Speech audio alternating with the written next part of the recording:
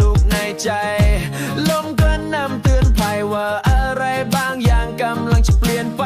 ไม่อาจหลบไม่อาจเลี่ยงต้องเผชิญแม้หัวใจจะไหวเรามีแค่ศรัทธาและใจที่ต้องเดินต่อไปให้ได้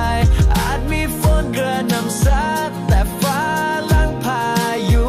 ยังสวยงามนักหากเรา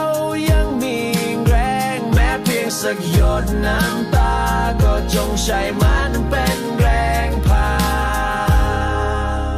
ก้าวไปขอเพียงหัวใจไม่ยอมแพ้แม้ลมจะแรงแม้ฟ้าจะแพ้บนทางชีวิตที่ไร้เส้นทางแน่แท้จงเชื่อว่าเราจะผ่านมันได้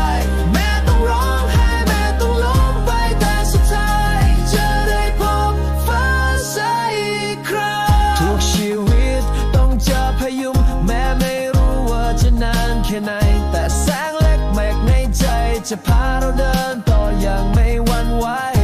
รอยแผลอาจยังไม่จางแต่คือหลักฐานว่าเรายังหายใจและพรุ่งนี้ไม่ไกลถ้าเรายังยืนหยัดได้ในวันนี้ขอเพียงหัวใจ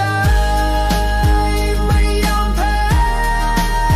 แม้ลมจะแรงแม้ฟ้าจะแปรบนทางชีวิตที่ไร้เส้นทางแน่แท้จงเชื่อว่าเราจะผ่านมันได้